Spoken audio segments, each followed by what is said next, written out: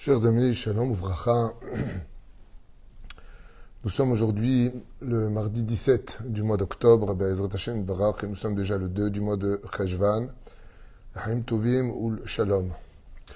Nous avons un shiur qui a été donc acheté aujourd'hui dans notre liste, Be'ezrat Hashem Barak. Juste un petit instant. Voilà, par Hana Ayash, Hashem Rechota Pechol Asherla pour l'élévation de l'âme de son papa Marcel Abraham Ben Nejma. רוח השם תנחנו בגן עדן עליון וכל השוכבים עמו וכן יהי רצון לומר אמן pour sa askara. Il רצון que le mérite de notre étude du Zera Shimshon et du Rabbi Natan Eibshitz יגן עליהם עליו בעזרת השם. Et ce shiur est aussi à sa demande בעזרת השם pour toute la protection de nos soldats, libération de nos otages et une Géoula très vite l'école Am Israël. On pensera à une grande réfoua shlema Achlama Meira Briut et Tanarichut Yamim בעזרת השם pour tous nos soldats, tous nos civils, tous les juifs là où ils se trouvent avec l'aide d'Hachem. Nous allons commencer une étude. Comme vous pouvez l'entendre, je suis un petit peu souffrant. Ce n'est rien de grave, juste une grippe. Donc je suis resté un petit peu à la maison me reposer. Mais ça ne m'empêche pas de partager un peu d'études avec vous, si Dieu veut. Une étude que je vous conseille vivement d'écouter et de partager. Et ensuite, il y aura peut-être, si j'ai de la force, un deuxième cours très très important sur la réalité de ce qui se passe réellement. Et beaucoup de questions, mais je ne sais pas si je ferai aujourd'hui ou demain. Pour l'instant, on commence notre premier shiur, comme on l'a dit, Ezrat Hashem, pour l'élévation de l'âme de Marcel Abraham Ben Nejma. Dans la paracha de Noach, on peut constater très facilement que l'histoire se répète in vetam aeternam, et que ce que nous vivons aujourd'hui a été vécu de façon codée et cachée dans la Torah. Comme vous le savez tous très bien, chers amis, chaque fois qu'il y a un événement dans la semaine, elle a un rapport avec la paracha de la semaine, comme enseigne le roi Salomon. Vous ferez un bon ireksad be'achad. Qu'est-ce qui se passe dans cette paracha de la semaine qui nous a été cachée, mais dévoilée par nos chachamim il y a trois siècles en arrière, comme le Zera Shimshon, ou Rabbi Natan Eibshitz, Zecher Tzadik Vekadosh Livracha. Récapitulatif assez rapide, la génération est dépravée. Depuis la faute originelle, ça n'a pas cessé de couler. On va parler d'actualité, vous inquiétez pas. Parce que je sais que beaucoup de gens, qu'on parle de ce qui se passe, ont besoin d'être remontés. Écoutez bien ce cours, après, vous en ferez ce que vous voudrez, mais partager de la Torah, c'est partager toute l'actualité. Le monde est dépravé, totalement dépravé. Le Hamas est sur terre, c'est marqué 2 fois dans la paracha. Et la Gemara le dit. Il y a 1800 ans en arrière, là où il y a le Hamas, il faut toujours tout raser. Comme ça, c'est marqué dans la Bible. C'est pas moi qui le dis. Dieu vient et dit, il faut tout raser. C'est bien. Pourquoi ? Parce que le Hamas ne sait pas faire teshuva, le Hamas ne sait pas s'excuser. Le Hamas a pour but d'une idéologie de destruction. Il est comparé à Daesh, et Daesh ne veut qu'une seule chose, ce qu'il veut, et tous ceux qui se trouvent sur son passage meurent, dans d'horribles souffrances. Ok ? Dieu s'adresse à Noach. Noach a 3 fils. Un qui va créer la première racine du peuple d'Israël qui s'appelle Shem. C'est pour cela que jusqu'à aujourd'hui, quand on n'aime pas les Juifs, on appelle ça antisémite, Sem, de la descendance de Shem, qui sera l'arrière-arrière-arrière-grand-père de Avraham Avinu, de Yitzhak et de Yaakov, et donc qui deviendra le même Kohen Gadol, à une période, à l'époque d'Avraham Avinu. Il y a un deuxième fils qui, lui, va créer ce que l'on appelle l'Occident, Yafet. Et Yafet, lui, est plutôt dans le côté artistique, la beauté. Il est Benoni. Il apporte un avantage à l'humanité, mais il apporte aussi beaucoup d'inconvénients à l'humanité. Et puis il y a Ham. Ham, lui, c'est un personnage sombre et ambigu. Il monte dans l'arche avec leurs 3 épouses, et puis, voilà que dès qu'il sort de l'arche, après avoir passé une année entière à l'intérieur et que l'eau commence à être bu par la terre, la première chose que fait bizarrement Noach, c'est de planter un kérem. Il veut planter une vigne. Le Zera Shimshon nous apprend que quand il a voulu planter cette vigne, le Satan il lui a dit, écoute, ton plan il est bon, viens on répare le monde. Viens on répare le monde. Ça veut dire quoi, viens on répare le monde ? D'abord, une grande question qui doit tous se poser pour nous tous. Tu vois le monde qui est complètement détruit. D'où ça te vient l'idée de planter une vigne et de boire du vin? On parle d'un homme qui était tzaddik tamim, un homme intègre, un homme sans faute, qui marchait avec Hachem. C'est parce que Noach a voulu réparer la faute originelle. Et comme vous le savez tous, la faute originelle était empreinte de 3 fruits. Il y avait du blé, il y avait de la figue, et il y avait surtout du raisin. Et quand elle a pris l'arbre de la connaissance du bien et du mal, Ève, et qu'elle a voulu en manger, elle a mangé du raisin, elle. Et donc dans ce fruit, il y avait un côté raisin, un côté blé, un côté figue. Quand elle est venue vers Adam Arishon lui a dit non, il ne faut pas manger. Il lui a dit manger, d'accord, mais boire, tu peux. Alors elle lui a pressé dans une coupe de vin, c'était vendredi soir, elle lui a tendu. Pour réparer cet acte-là, nous avons le kidouche tous les vendredis soirs, où la femme qui n'est pas indisposée peut tendre et doit tendre le verre de vin à son mari.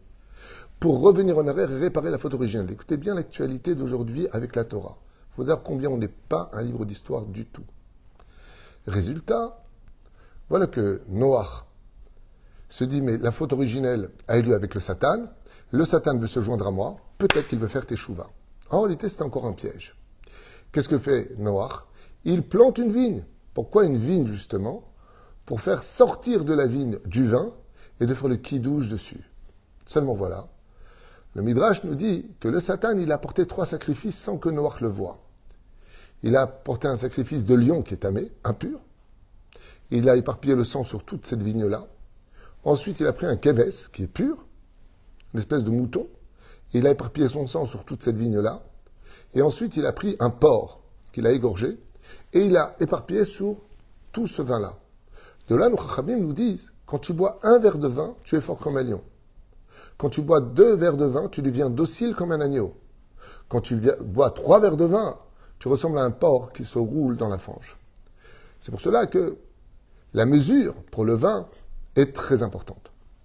Seulement dans son effervescence, le Satan va pousser Noach à boire beaucoup plus que ce qu'il aurait dû boire. Et donc, il va aller shtaker. Il va devenir complètement sourd. Et pour réparer la faute originelle, avant la faute, ils étaient nus. Noach se déshabille, pensant qu'il peut arriver à redevenir Adam Arishon avant la faute, là où il n'y avait pas de honte quand on était nu. C'est-à-dire sans connaissance du fait qu'il se soit justement saoulé. Car quand tu te saoules un petit peu, eh bien tu perds le da'at, tu perds la connaissance. Et avant la faute, on était un peu comme des gens sous. Adam et Ève étaient un peu sous, c'est-à-dire qu'ils ne faisaient plus la différence entre la droite et la gauche et la droite, le bien et le mal et le bien. C'est ce qu'a voulu faire Adam à Noach. Il a voulu réparer la faute originelle après que le déluge eut lieu. Il serait temps de revenir à l'état d'Adam avant la faute, comme on le fait d'ailleurs à Purim, pour ceux qui ont déjà étudié mes cours. Seulement voilà, au moment où il était nu, il s'est endormi. Il s'est endormi pour se relever de nouveau et dire « Modani lefanecha ». À ce moment-là est venu un fils, qui vient des forces du mal, qui est né de l'âme de Caïn, de sa semence, et qui s'est transmise jusqu'à Noach par le biais de sa femme Naama, descendante de Caïn, qui dans sa matrice impure a donné naissance à Cham. Cham est avec son fils qui est né dans l'arche. Alors que le monde était détruit, lui, il n'a pas hésité avec le corbeau et le chien à s'accoupler. Et elle est tombée enceinte d'un enfant qui s'appelle Kénaan. Quand Kénaan était avec son propre père, Cham, et qu'ils ont vu dans la tente que Noach était nu, ils ont dit, il faut l'empêcher d'avoir cet enfant au monde. Et ils lui ont coupé en bas la Brit Mila. Kénaan est parti jusqu'à le prendre par derrière, comme on l'a déjà expliqué dans plusieurs midrashim. Quand Noach s'est réveillé, il les a regardés. Il a surtout regardé Kénaan. Et il lui a dit, Arur ata, maudit tu es Kénaan. Eved avadim tiye lechav. Tu seras l'esclave et le serviteur de tes frères. Une malédiction alors que tu viens, c'est ton petit-fils, à ce point-là. Qu'est-ce que tu as, Noach, à nous dire de si important pour le maudire jusqu'à la fin des temps et le dernier tikkun? Rabbi Nathanaël Shitz, il dit, parce que Noach avait prévu son 4e fils, même s'il y a des midrashim qui disent qu'il avait déjà eu un fils, nos kinos sont un peu plus de son nom, peu importe, on a cité dans les midrashim. Et ce fils-là, c'était le Mashiach lui-même.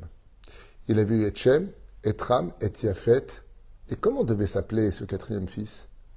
Rabbi Nathanaël Shitz, il nous dit Shimshon. C'était Samson. le mari de Dalila. Samson dans le 13e chapitre de Shoftim, duquel il est marqué d'ailleurs là-bas dans le texte. Qui était son père à Shimshon? Manoach. Quand on écrit en hébreu les lettres du mot Manoach, c'est les lettres du mot Mi-Noach, de Noach. Et Shimshon, bizarrement, se rappelait le petit Mashiach. Shimshon veut dire petit soleil. Vayachel Shimshon. Et Shimshon va sauver le peuple d'Israël des Philistins. Qui sont ces Philistins sur la bande de Gaza dont on parle? La descendance de Canaan. Qui était Canaan, le fils de Ham? Celui que Dieu avait béni au début. Car vous savez que les terres les plus bénies du globe de la terre sont les pays d'Afrique, où l'or, le zinc, le fer, toutes les matières premières au monde qu'on rêverait d'avoir pour l'économie financière de notre pays se trouvent dans les pays africains. Et qu'est-ce qu'il fait? Il balance tout. Il balance tout parce qu'il y a une chose qui l'intéresse plus que tout au monde, c'est que la faute continue sur terre. Et que ce fils ne vienne pas. Au sage de nous écrire quelque chose de Nora Ve'ayom. Quand Canaan c'était le pays dans lequel nous vivions. Canaan, c'est le nom du pays que donne la Bible à Israël. Quand Canaan était là, ses yeux étaient fixés que par rapport à une seule chose. Quand il s'agit du retour d'Israël sur sa terre, Ésaü se trouve sur le chemin, c'est Amalek. Comme c'est marqué dans la paracha de Béchalar. Dès qu'on veut revenir en Israël, il y a Hitler qui apparaît. Il y a Amalek qui apparaît. Il y a Aman qui apparaît. Constamment. Mais dès qu'on veut la libération, la Géoula, Nahash Gematria Mashiach. Nahash, serpent, c'est le même Gematria. Qui prend le relais automatiquement? La descendance de Canaan. C'est parce qu'on attendait tous à l'époque de Shoftim, une période désertique au sein du peuple d'Israël, sans aucun leader. Aucun leader. Manoach, on l'appelait Manoach parce qu'il dormait sous les arbres. Il n'y avait personne pour le répondre. Il n'y avait plus de grands dirigeants, ils étaient tous partis. Otniel Ben Kenaz et autres, tout le monde était mort. Ils ont dit maintenant il faut Mashiach, on n'a plus personne. Qui s'est levé de la bande de Gaza? Les Philistins. Alors est né Shimshon. Shimshon qui a débarrassé Israël des Philistins. Shimshon qui a été capable d'épouser Dlila, qui était justement une Plishtin. Pourquoi? Parce qu'en elle était caché le Nitzotz entre parties de la Géoula que seul lui avait été capable de voir. Seulement il n'était pas le Mashiach. Il était un petit Mashiach. Chez Nehemar, Dan Yadin Amo. Se lèvera un juge pour juger son peuple et rendre la fortune à son peuple, c'est-à-dire la royauté d'Israël. Et c'est pour cela que Shimshon a travaillé contre les Philistins sur deux pôles. La première, lutter pour qu'il y ait la Géoula au sein des enfants d'Israël. C'est un gibor. Il est parti en guerre, mais il était juge. Il étudiait la Torah le jour et la nuit. Shomer Shabbat, Shomer Mitzvot, Hakol. Shimshon était pieux. Shimshon faisait attention d'avoir aucune faute sur lui, car il savait que la moindre faute donnerait de la force aux ennemis de nous anéantir. Il était choser bitshuva shlema. Il est né avec une âme de nazir avant même d'être né, c'est-à-dire dans sa conception en tant qu'embryon, il était nazir. Ce qui fait qu'à son niveau à lui, il pouvait se mêler à toutes les impuretés de ce monde, rien ne pouvait l'atteindre. Parce que depuis sa conception, la hauteur à laquelle se trouvait la Kedusha de Shimshon pouvait dévaster toutes les impuretés, même les goyotes, les femmes non juives, qui n'avaient pas d'atteinte sur son âme, comme ce fut le cas de Zibri Metsalou, dans la Torah, où d'avoir été avec une non juive lui a entaché son âme. Mais la Chen Obrim Chazal, que Shimshon, il a dû, se battre pour rapporter l'espoir de la Géoula. Et donc, il faudra qu'on sorte comme des giborim, des héros, ne pas avoir peur, comme Shimshon face à 1000 Philistins n'a pas eu peur. C'est avec une mâchoire d'âne qui les a tous tués. Comment c'est possible? Chaque fois qu'il les frappait, il disait ça avec la force d'Hachem. C'est parce que je suis nazir. C'est parce que j'appartiens à Dieu. Avec très peu de choses, je peux faire énormément. Vous savez, j'ai reçu un message magnifique. Je pourrais vous le faire écouter, il est sur mon portable. Ce sont des témoins de la bande de Gaza qui avaient 6, vous savez, qu'on appelle ça la thermochette, les munitions, Ils ont tiré, les balles se vidaient. Quand ils sont arrivés à la dernière, comment on appelle ça, essayer de m'aider, ce qu'on met dans l'arme? Pas les gâchettes, là où il y a les balles. Comment on appelle ça? Essayez de m'aider.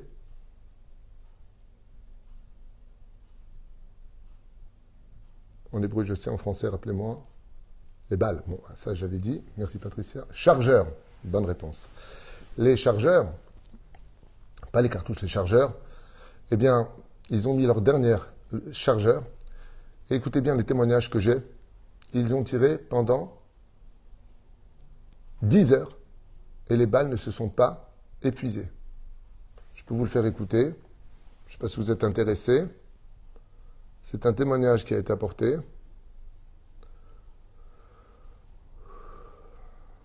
Juste un instant.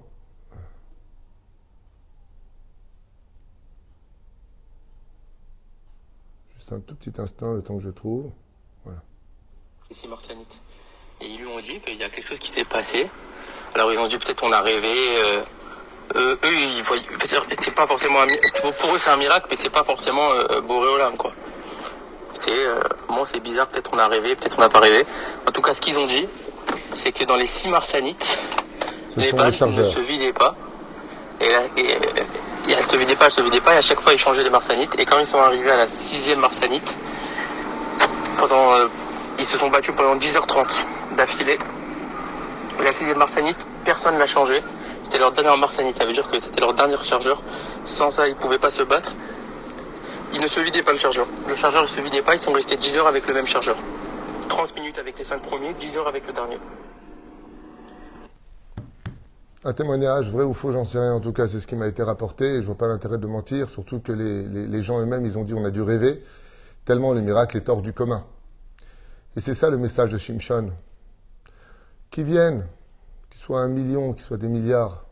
Si on est dans la Torah et les mitzvot, on n'a rien à craindre. Si on se bat parce qu'on sait qu'on a raison, si on se bat parce qu'on sait que Dieu est avec nous, on n'a pas besoin d'avoir peur, d'être angoissé, de rentrer en panique.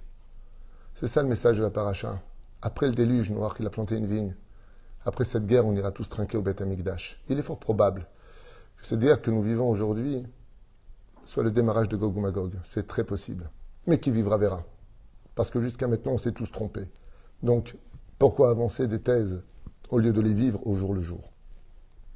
Mais voilà ce que je voulais partager avec vous. Shimshon, il a voulu libérer le peuple d'Israël et en même temps régler ses comptes avec les Philistins. Parce qu'en réalité, sa venue au monde aurait dû venir avec son père original, Noach, et non pas Manoach, de Noach. C'était cette étude-là que je voulais vous faire comprendre et faire vivre, qui est une étude extraordinaire entre le Zera Shimshon et en même temps Rabbi Yonatan Eifshitz et d'autres commentateurs exceptionnels sur le fait qu'aujourd'hui, nos soldats eh bien, sont pratiquement sur l'entrée de Gaza, en espérant, Bezrat Hashem, que les messages qui sont donnés comme quoi que Gaza aurait été piégé dans tous les sens du terme, avec des bombes assez importantes, il y a des messages qui circulent un peu de partout. Non, c'est une seule chose. On se bat pour notre terre, on n'en a pas d'autre. Il y a plus de 57 pays arabes. Nous, on a juste Eretz Israël qui est déjà coupé comme un gruyère. C'est notre seule terre. Et on n'en a pas d'autre. On n'en a pas d'autre. C'est la terre de nos pères, Abraham, Yitzhak et Yaakov. Il ressent que ces quelques mots de Torah, Bezrat Hashem, Yitralku Benechem, que vous le partagiez. Et je vous souhaite vraiment de garder le sourire. Je sais que à travers ce que l'on vit aujourd'hui, il y a un autre problème qui s'annonce de plus en plus grave. C'est que personne n'a repris le travail, que l'argent qui a été dépensé pour les fêtes, il a été dépensé, et qu'il y a de plus en plus de personnes en grande difficulté aujourd'hui. C'est pour cela que je compte vraiment sur vous pour une mobilisation très importante, même si de l'autre côté, je m'entretiens avec Yossi Tayeb, et il y a une grande différence, c'est que j'ai énormément d'appels de soldats qui disent qu'ils n'ont pas de casque, qu'ils n'ont pas de chaussures, qu'ils n'ont pas... Et ils sont déjà sur le terrain. Et de l'autre côté, comme l'explique Yossi Tayeb à Yakar, que Dieu le bénisse parce qu'on l'a saoulé, il fait ce qu'il peut. À la base, il est dans l'éducation, et il répond, et il fait ce qu'il peut. Mais au sein du gouvernement, tout est répertorié, noté, ça passe par une espèce de commission pour vérifier que ce que l'on envoie n'est pas périmé. Donc beaucoup de choses prennent du temps. Et de l'autre côté, on a toutes nos familles qui sont déjà sur le front. Ils ont, pour certains fins, ils n'ont pas de gilet, ils n'ont pas de gants, ils n'ont pas de ceci, ils n'ont pas de cela. Comme je vous l'avais dit, ne faites pas venir de France. Vous voyez que les conteneurs, pratiquement, presque pas tous, mais pratiquement tous, ont été renvoyés parce que le ministère de la Sécurité a dit qu'ils n'étaient pas conformes. Donc les gilets pare-balles ont été renvoyés en France, comme ceux qui avaient été commandés de la Pologne ont été renvoyés en France, plus de 30 000 par le gouvernement israélien. Donc il faut qu'on achète ici, avec les besoins d'ici. Et c'est pour cela que toute votre aide nous sera extrêmement précieuse. Il n'y a pas que le Rav Twitou et son épouse et toute notre équipe qui faisons un travail minutieux. Tout le pays est mobilisé pour leur ramasser tout ce qu'il faut et on prie pour eux et on est là pour eux et on leur apporte tout le réconfort qu'il faudra. Maintenant, nous nous avons demandé à peu près une trentaine de paires de téfilines. Ça coûte cher. En tout cas, nous, où je les achète, c'est me'achouz, donc c'est à peu près je peux m'arranger à 2800 shekels la paire de téfilines. Il y en a des moins chers. Mais nos soldats veulent mettre des tefilines, ils veulent les passer les uns aux autres. Beaucoup veulent faire teshuva. On a besoin d'une grande mobilisation. Et il y a aussi un autre fléau, comme je vous le disais, malheureusement. Beaucoup de familles tapent de plus en plus à notre porte, ici même. Rav Twitou, on n'a pas pour Shabbat. Rav Twitou, on n'a pas repris le travail. Rav Twitou, j'ai pas payé mon loyer. Rav Twitou, j'aimerais tellement être à la hauteur de ce que les gens pensent de moi. Amen, que je puisse aider tout le monde. Mais en tout cas, ensemble, on pourra y arriver. Je voudrais vous partager tout de suite après une autre étude que je vous demanderais de dispatcher, vraiment de partager au maximum, malgré mon état de santé, où je ferais mieux d'arrêter maintenant parce que je me sens vraiment fatigué. Rien de grave, juste j'ai attrapé la grippe. Donc, Kol Besed, mais quand on parle de Torah, c'est le meilleur médicament pour nous. Parce que j'aimerais j'aimerais vous parler d'Israël et la Palestine, comme je vous en ai jamais parlé, avec des faits qui seront indiscutables dans 5 minutes pour ceux qui veulent. 5 minutes. Je vous conseille de prévenir tout le monde, de vous brancher, parce que ce que je vais dire seront des arguments qui, Bezrat Hashem, vous feront comprendre, juifs comme arabes, comme non-juifs, qu'on ne peut pas être... on ne peut pas vivre dans la mauvaise foi aussi profondément que ce que l'on vit aujourd'hui, où pratiquement toutes les médias ont déjà retourné leur veste contre Israël. Et cette aide des États-Unis, comme vous le savez bien, elle est à double tranchant. On est là pour vous aider, mais vous allez faire ce qu'on vous dit. Ah, Bezrat Hashem, la Géoula est très très proche. En tout cas, moi, je la sens, même si j'ai perdu un peu l'odorat. Et Shouad Venechamot, je vous dis dans 5 minutes pour un cours que je ne vous conseille pas du tout de rater. Je prends soin de moi, Baruch Hashem, ma femme s'occupe de moi, juste une forte grippe, rien de grave. Toda Rabba.